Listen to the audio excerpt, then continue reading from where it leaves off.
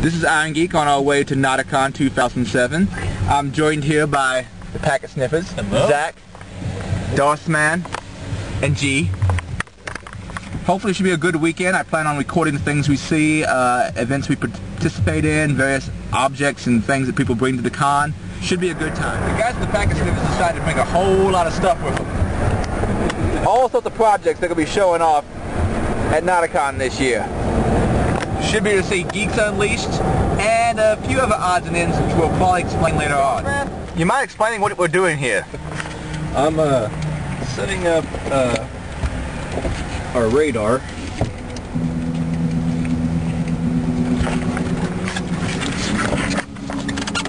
Huh. Here. And so that's pretty much it. What's the plan? All we're doing is checking our speed. Gotcha. Okay. Verifying that we're make sure the odometer is properly calibrated. I gotta be safe. I thought we were doing flight aircraft controlling, right? I thought that was aircraft control. Oh, I love those little libretto. Neat. Remember those way back when I wanted one, late 90s. Now it's getting to the point where I can buy all the stuff that I wanted in the 90s. We finally got the Night Lord's house. We have arrived. Hi. Oh, we gotta go back. We forgot something. The next Notacon project would be to make an adult-sized version of this swing. We're about to pass Commodore, I believe, Rest Plaza, was it? And the guy that appreciated most is conked out. So, Zach, what's that little white box you got there, and what you plan on doing with it? Well, this little white box is actually going to get adhered to the bottom of the toilet seat at the Notacon Public Restroom, and when they sit on it, I love you. I love you. they're going to be reminded just how much I love you. Looking for the caffeine supply. Right there. That's okay. I thought there was like oh, these. I got it. Yeah. Cool. Thank you. Walk right by. Actually, I'll try that one instead. From the original scene. It's really more ideas. Check out the Packet Sniffers lock-picking booth. Say hello, Miss Night Lord. We'll come back to this booth later on with some picking. Thanks to Mucho Mas, we have the Wall of Shame up and running.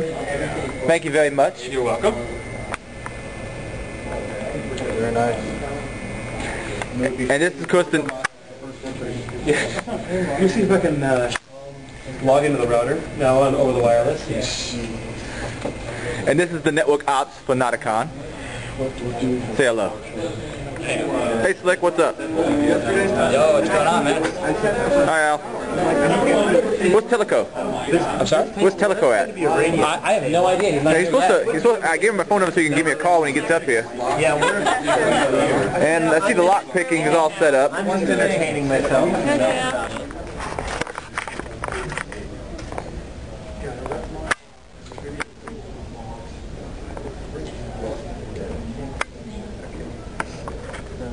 You want me to still have mic on?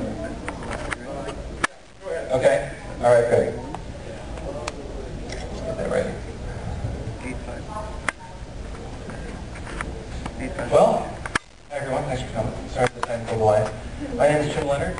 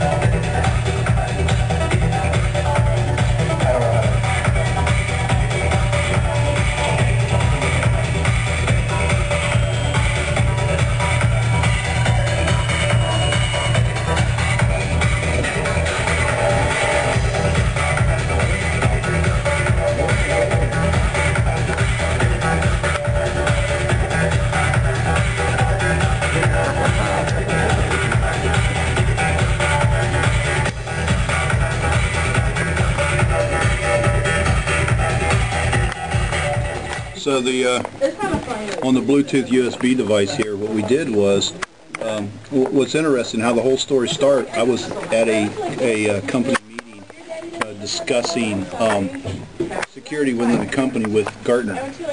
And one of the Gartner vice presidents basically made the statement that Bluetooth is not a security risk because it is a short-range technology. So what I did was went out and purchased one of these cheap Bluetooth devices with the dongle antenna. Go ahead, scroll down. What we did was we stripped the thing open, removed the antenna jack, going down, put an MMCX jack on there and soldered it straight into this. And from there we went ahead and put a flat panel antenna up, and we were able to establish a stable third-of-a-mile connection to a BlackBerry box, BlackBerry, as a headset. I'm going to get the URL if you can get the read that. It's layerdefense.com. So what we've done, so right now this device is set up upstairs on the 6th floor, and we're shooting a street lengthwise at an angle out in front of this building here, gathering all the Bluetooth that's going up and down the street. So, and I think we've, what, several hundred, if not more, a lot, from cars and vehicles going up down the street. And, that's pretty cool. And these things are containing, some of them containing phone numbers, containing their names. So is it automatically I'm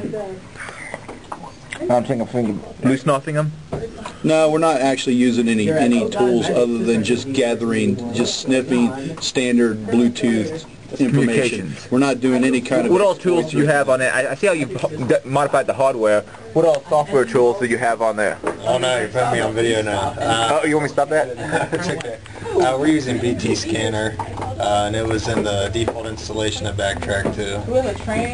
And that's also logging various Bluetooth communications like phone numbers and so forth? No, it's not actually. It's not actually grabbing personal communications. It's just grabbing information on the Bluetooth. What it is a lot of people are naming their Bluetooth with their phone number. Oh. So they're broadcasting the phone number. Their ID, their Bluetooth ID is actually, what they're doing is, like for one that we found, it was a person's last name, and it said, if you find this phone, please call, and there was a phone number, including the area code. So I'm like, I called. So we're seeing a lot of personal... Just like you're only a Bluetooth stack by default on like a Windows box, we use the Windows box's name as the Bluetooth name. Right. Same kind of thing. These people went in and said, well, I'm going to set up my Bluetooth to be this message and broadcast it. So they're using their personal names, they're using phone numbers, a lot of personal information. So we're trying to see what kind of data we can gather in a passive mode just by saying, pointing an antenna at a bus stop, and when people come to work and leave for work, you know, what information are they just broadcasting arbitrarily into the air? Someone could basically, theoretically, throw something like this up on several different streets or in a neighborhood and could actually track people's movements. And in some cases identify who they are and tell when they go out of their house, when they go down the street, when they go to work, when they get home from work.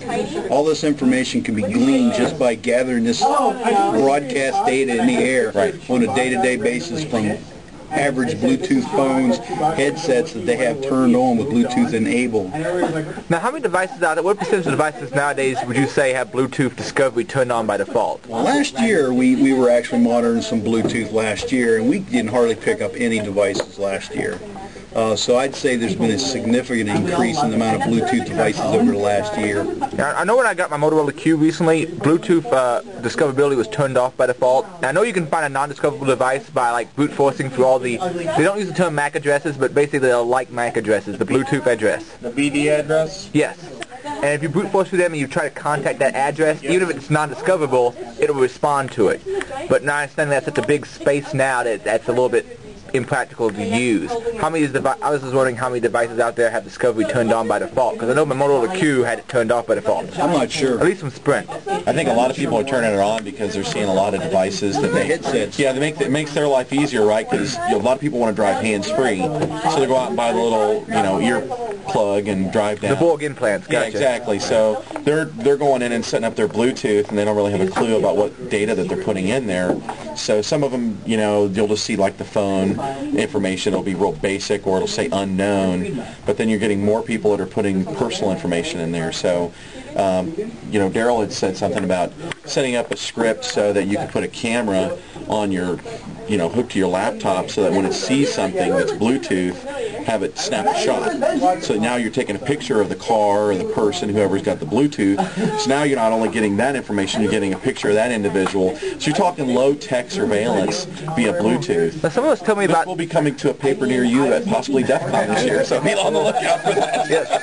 I thought it was Don't jack our stuff out there if you... I'm trying to remember where I saw it, but I saw someone's website. They had a project called, I think, the Car Whisperer, where they would use a Bluetooth device to inject audio into passing cars from an overpass. You know, like maybe something like, you know, swallow your soul or something like that. Was that? That was the Trifinet? Yeah, that's it. That's the webpage. Trifinet.org, I believe it was. So what started as us just kind of goofing has turned into actually, we've been talking about this more and more all through the con. What's y'all's group name again? Well, this is Layered Defense, and this is Daryl's project, but then we also have Ohio Information Security, which is our youth group that meets in Dayton monthly. Second Thursday. Professional security. Yes. Professional security group. Yeah, so Keep we're that professional.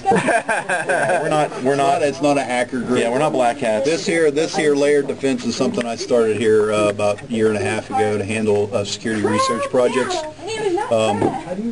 This is just a simple one we did. I'm pretty sure I've come across your website at some point in time. Yeah, I probably some of the go over to advisories I've done over the last year. I've basically been working on a research advisory dealing with local format string exploits within enterprise managed antivirus, and we basically Yeah, Semantics had a ton of problems with that over the last year or two. We actually were able to find format strings in F-Secure, Bitdefender, Novell Client, that one's kind of funny, Trend Micro Office Scan, Semantic Antivirus, and CAZ Trust.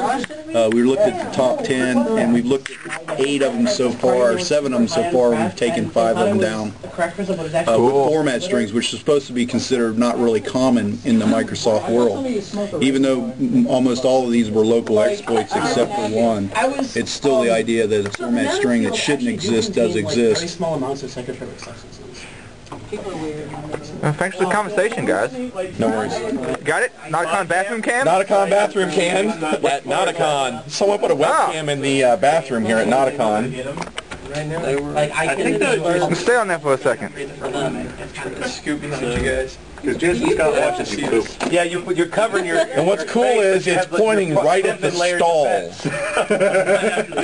Okay. Layered Defense. Oh, sorry about that.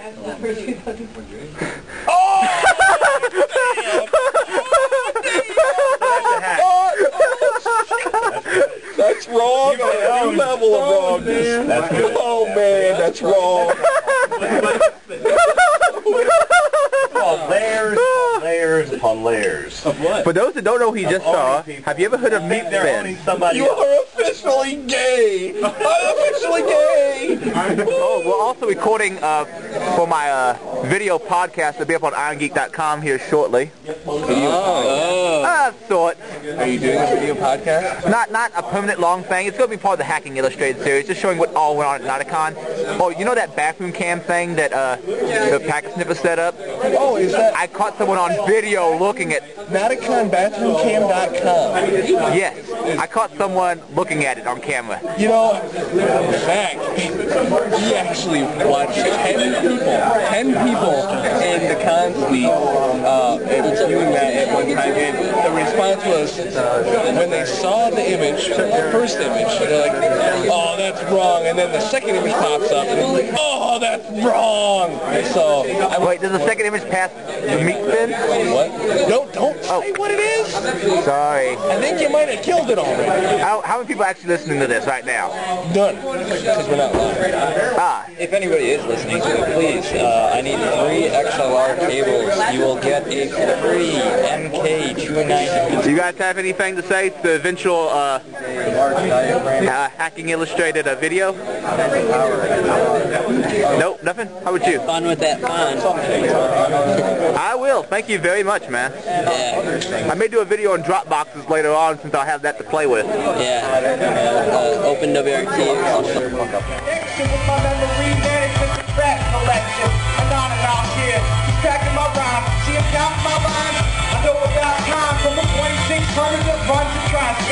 We went to talk about export from MySpace. In a, you know I like to talk a lot. Ask if I'm hot enough. The answer was volatile. Slow each time apart. Watch when I'm dropping jobs. Crash in your ass with the buzzer named Comic-Con. Long gone. Walking on the dropping bombs all along. I'm spinning for the kids and the soccer mom. So fast as Ramadan and driving on the Autobahn. 2007. Welcome back to Notacon.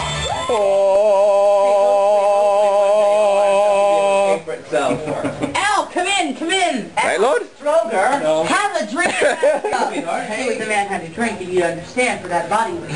No pictures. Oh, Teleco. Is that a phone in your pocket or you're just happy to see us? Well, I'm glad you asked. Because that is my monstrous 5-foot cock that I bought off of fucking eBay.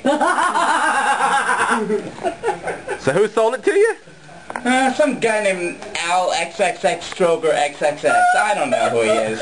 Just some guy. I hope potential job hires won't see this video. French taser. It's not gonna hurt you. I don't care, it doesn't belong in his hands. This is a taser? Yeah, someone take the battery out. I never ran that fast on bad angles myself. One more time, Al. Yeah, Are you sure? hard. Are you sure? Dude, don't mess her up. She's not ticket holder for the ride back. Are you sure? Actually, I'm not yet. I need to get the time. Check yes one more time. Are you sure? Ready up. It's not that bad. Is it safe yet? Is it safe? That's the right answer.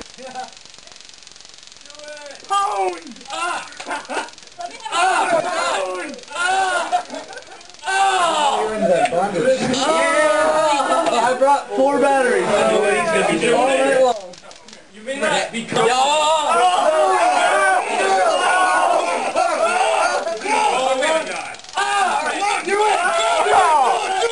me get in there. You're going to be in a video with me then. Sweet. Alright, what's your name? My name is ZO2. ZO2. Zygeek and ZO2. We got Coastal over here. And we're all hanging out here because someone inside is using a stun gun on the nipples!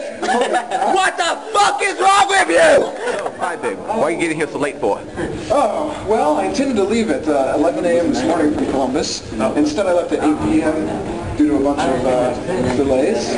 And my registration, well, obviously they're not registering right now, so they basically told me, you're cool until tomorrow, because I have my receipt and everything. Other than that, don't know, brought some anything but Ethernet crap, don't think it's going to pan out, but it's worth a shot, and it's something to do. And I guess that's about it. So what are we up to here? I'm S-Tech, and I'm writing a demo for the demo competition that's going to be happening later. 4 kilobytes, written in assembly language. Got a particle system sort of thing working. Cool. After about 30 seconds, it switches to another scene. I obviously got to do more to make it more elaborate, so it lasts 30 seconds. Well, what's all this written in? Assembly language. And what IDE is this? This is Visual Studio 2005. Huh. I've done 0 development on the Macintosh. Well, this is actually Windows. It's just got a Macintosh skin on it. Oh. Yeah, this is XP. Okay. I really like your body on your laptop. That's very nice. That's not Kaleidoscope, is it? No, this is a hack that they do to the Windows skin DLL so that it actually accepts third-party themes. Okay. I have a program called Kaleidoscope that does something like that. It's recording. Okay. Do you have any questions you want to ask me? So what kind of project are we working on right here? You know for the Demoscene contest? Actually, I'm completely new to the demo scene, so pardon my ignorance. yeah, no problem. I'm actually writing an article for a disc magazine called Hoogie. We've released it at Block Party. So this is basically the disc magazine right here. So this is Hoogie 33. It's been released as a Block Party exclusive. And for the first time, it's actually been printed on CDs. So this is something that we're giving away at Block Party as a thing. I'm actually writing an article right now for Hoogie 34, which is describing, it's called the Party Report, and it's describing how Block Party was and so forth, and I don't want to forget certain things, so I've been jotting down lots of notes about things that have been going on. So if I understand the whole idea of the Demoscene is to do really, really cool graphical displays with as little, even as little processing power as possible, or as in smallest size as possible? All the processing power. Or, well, something like with low, like, what is it, the 8088 Corruption, was it? Yeah. That was a project to, like a 1981 IBM PC to get like full motion video. And well, it's about breaking limits. It's about making machines do things that people don't normally know they can do, or they haven't seen them do before. A lot of people. Now, some people do demos about the design and the artwork, and they make the thing, rather than pushing the limits of the hardware, they just make something that looks very pretty. Now, the whole history of the thing, if I understand it right, was originally crack intros on pirated games. So someone would have a cool intro for the crack group that did all the cool animations and plasma effects and stuff like that. Most of the time, the intros were higher tech and they looked better than the games that had been some of the stuff I remember seeing back on my buddy's old Amiga board, I was like, whoa. Yeah, the Amiga was back in the early 90s, that shit looked like wild. Yeah, actually a lot of the scroller code and that type of thing was actually more sophisticated. So you saw this sort of advancement on the game development community, and then as time went on, what happened was the game development community became a little bit more advanced simply because it had more resources, right? So more funding, more cool toys and so forth. But there's always been this give and take within the game development community, because the closest thing that exists to pushing these hardware in real time is the game development community. So this is the closest type of artwork that is, married or paired to it. Huh. Well, thank you much.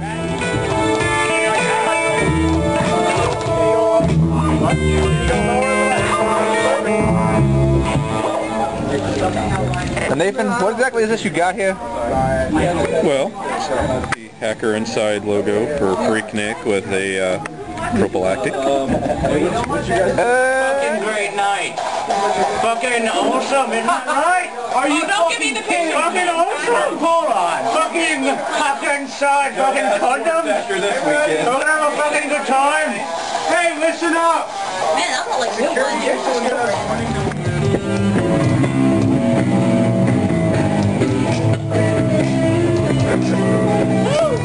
Big. What all we got going on here? Well, this is just the beginning of the Anything But Ethernet. It starts out here with this nice old laptop, which I actually bought from Froggy for $10 at last Notacon.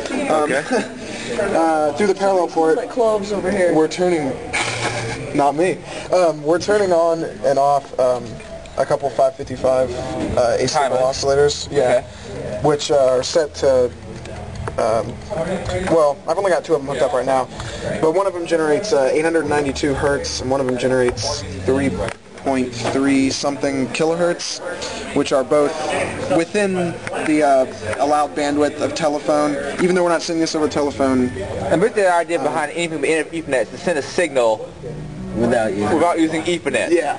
What kind of signals does it have to be? I'm pretty sure that it can be anything. Anything but Ethernet. Anything but Ethernet. So what it has to be something intelligible come out the other side. Yeah. So what I'm just doing is, well, if this computer were to start up, it would be a lot more. Now, what's up with the CB? The CB, well, it's going to come out, I'm generating my two tones, which are generating binary, you know what I'm saying, bits. I'm just sending a stream, I'm bit bashing everything through this, turning on these tone generators on and off the signal, ones and zeros. Those are being injected into this phone, which is coming out, going in, well, it's not plugged into the handset right now because I'm still trying to figure that out, but it's going to come out the speaker of the handset into the CB mic, which is going to be permanently, rubber banded or something crazy like that. Into another CB someplace? Into the CB, yeah, so it'll go into the CB mic, transmit on some useless channel, and we'll picked up probably this CB, which is going to be placed, this is my whole box. Your whole rig. Yeah, all my junk. And that'll be picked up on a different table, and then it's going to go through the rest of Anything But Ethernet, which I don't have finished right now. So anyway. It can blink like... Just give me a, Go. Give me a... Don't worry, you shake there. Oh, sick.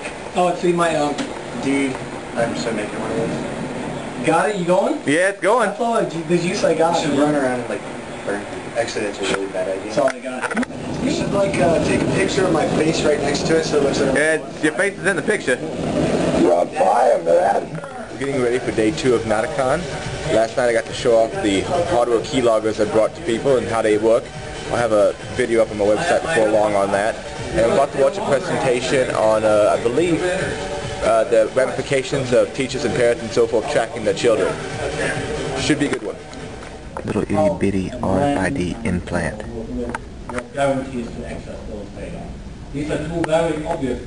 Pretty neat. We'll get George one. Note to self, McDonald's for drinks. Probably not the safest ATM to work with in the world. Not sure on that issue. I probably wouldn't want to use it at this particular convention. So, what do you think of the cons so far, Slim Jim? Pretty good. These are all nickel pads, right? As long as we all stay semi-sober, we'll be all right. Any other comment? Since it's on the record, no. Bench pressing with Teleco Bob and Iron Geek. Fucking like 1,000,000 pounds here. Yeah, this is going to require some CGI for that to be 1,000,000 pounds. Feel the fucking burn. Oh. Man. Yeah, motherfucker.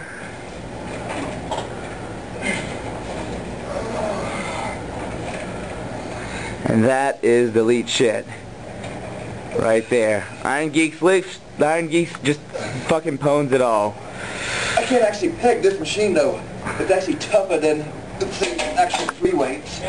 We have some kind of sale going on here. And apparently it's using the honor system. Intriguing. Iron Geek is on an ice hood. The Iceman cometh. What we got here, David? I see you got the project a little bit further along. What did I say? You said... Dave, I'm thinking Night Lord. Yeah, I know, I figured. Bye Big. He can cut this. Bye Big. So what we got up here? What we got here is just the modulated laser portion of our... Oh yeah, right here. What we have here is the modulated laser portion of our Anything But Ethernet project. What we've got here is basically a mono jack, plugs into your standard, headphone jack, whatever. We've got it running through a... This is like a nutty Rube Goldberg electronic device. Yeah. We've got it running through this little transformer here, which is also being powered by 5 volts from our PSU here, from our power supply, from our computer. And then it's modulating this laser with that beam. And then this is an AM radio with the solar panel mod. And you can actually pick up that modulated laser if it was actually playing, and maybe if the laser was not broken. Oh wait, I swear it works. I just had it. Wait, you think you can get this going? Oh yeah, I know I can. I had it going there for a while. This is all going to be on Infomonicon TV, I believe. Hopefully.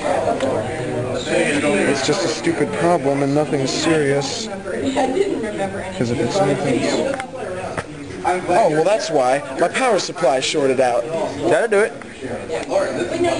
Alright, just reset that sumbitch. Alright,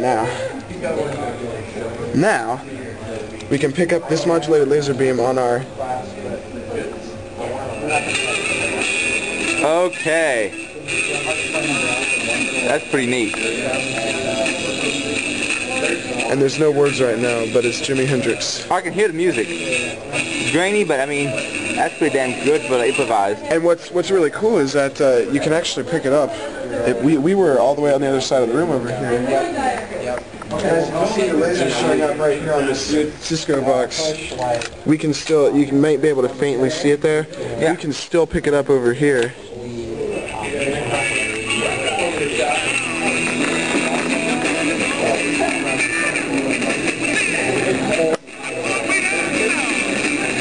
That's pretty cool. All the way from over there, dude, and I can't even believe that shit. Thanks, Bye Big. I found a fellow Everclear drinker here. Now, I just walk around with a flask. This man does it right and brings around the whole bottle. That's right. That's the general reaction to drinking Everclear. And Pygmy does a much better job than I do. Okay, I got a little bit of soundpuss there at the end. Oh, yeah, a little bit. A few billion side-based CDs that I don't think anybody necessarily cares about. Doing a Notacon experience. You know, Notacon's pretty groovy, man. It's not like Freaknik in that it's in Cleveland, man. It's pretty far away from home, but I feel it's going pretty good, man. Yeah, right on, man. Right on. And it's pretty groovy, you know. It's feeling all right. Kind of gay. Apparently, old ball out here. Surprise, what that?